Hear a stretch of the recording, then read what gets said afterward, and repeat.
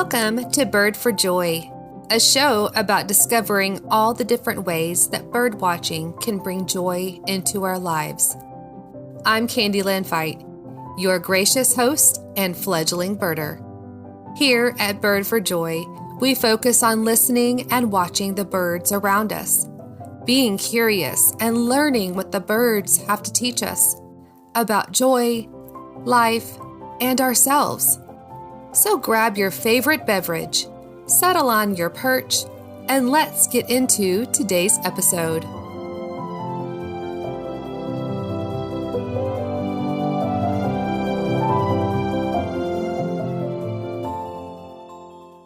Hello, my birdiful friends. I hope you were able to do some birding in the past week. The weather last week felt like spring. Even the bees were buzzing.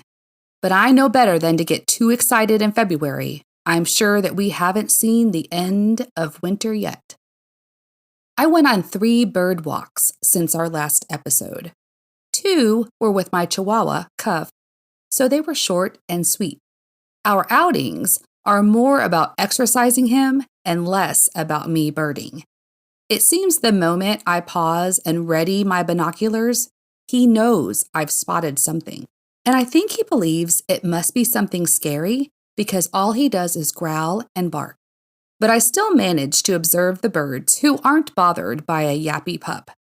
The northern cardinals, the white-throated sparrows, Carolina chickadees, American crows, and one very vocal red-shouldered hawk.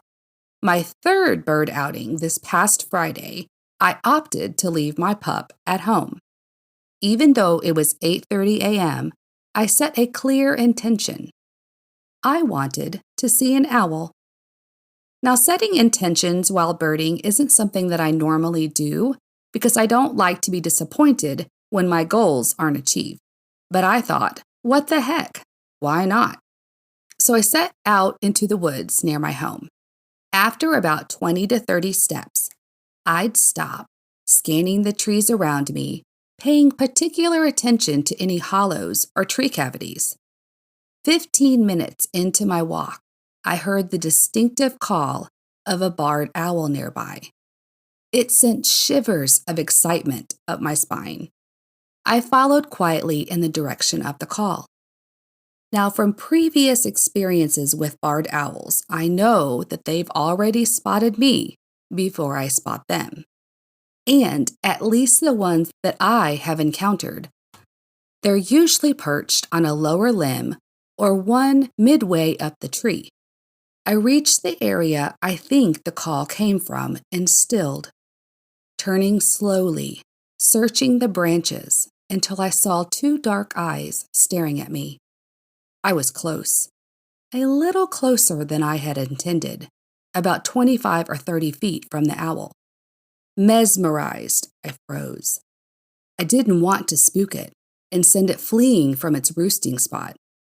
With movements that a sloth would appreciate, I managed to get my binoculars on the beautiful creature.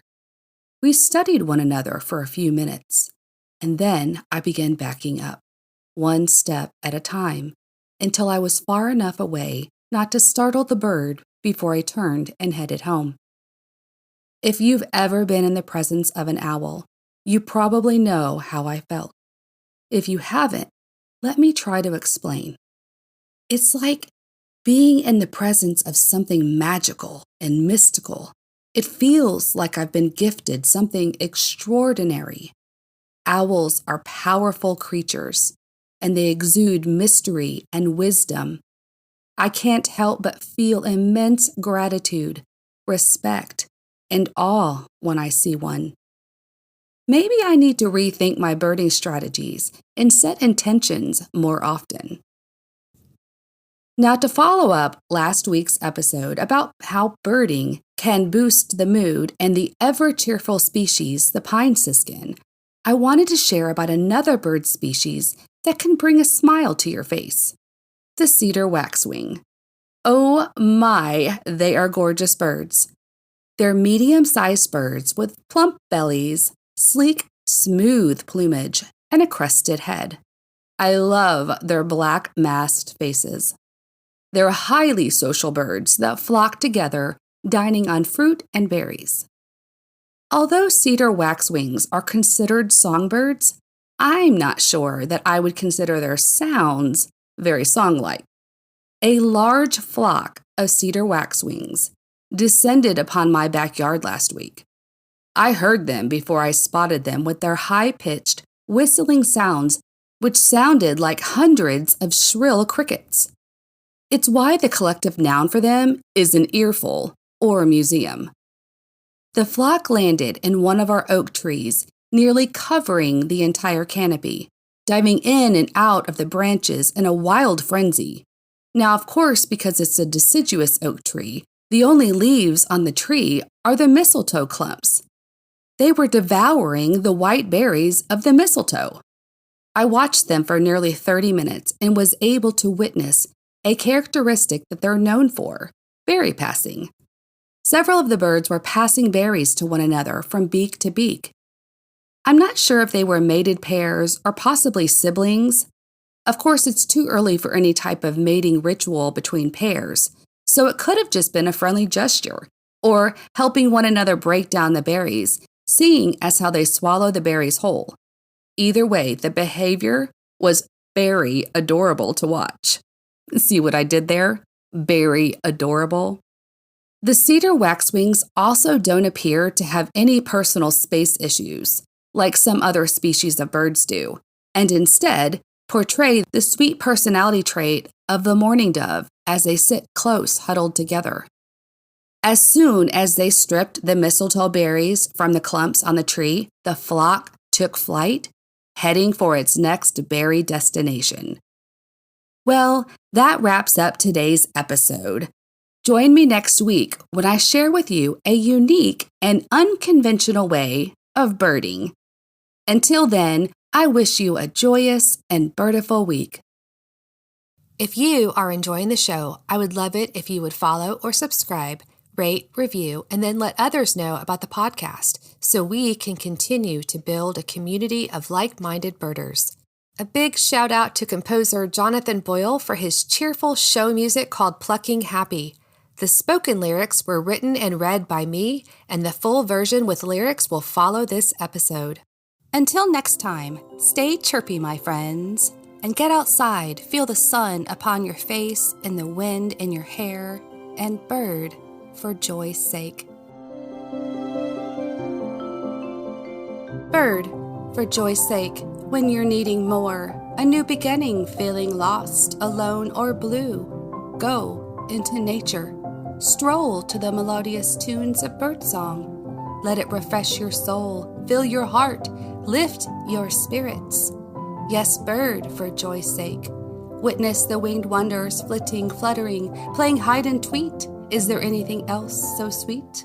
I think not. We'll save for the chitter-chatter of my own nestlings as they filled my early days. But sigh no more, for they have long left the nest, and I now strive to find myself once again, discovering new things that I do best. Bird, for joy's sake, for our feathered friends have much joy to share, and it doesn't cost a dime, only time. And I don't know about you, but I am willing to give, to have a chance to live out my days, filled with curiosity, hope, and wonder, learning patience, the art of slowing down and being fully present, living in the moment, something I have long strived to achieve. Bird, for joy's sake, and keep looking up. Let their constant cheer infect you, their tenacity provide you with lessons of never giving up and looking on the brighter side of life. Prepare for entertainment with their quirky, chirpy silliness. Oh my, so much cuteness, happiness and whimsy. You can't help but smile.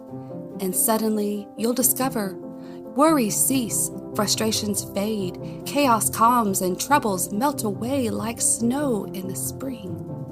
You will find yourself looking up and forward into the horizon, surrounded by song, hope, and happiness perched in your heart, feeling renewed and fulfilled. Go out into nature. Take a stroll, let the avifauna rejuvenate your soul. And bird, for joy's sake.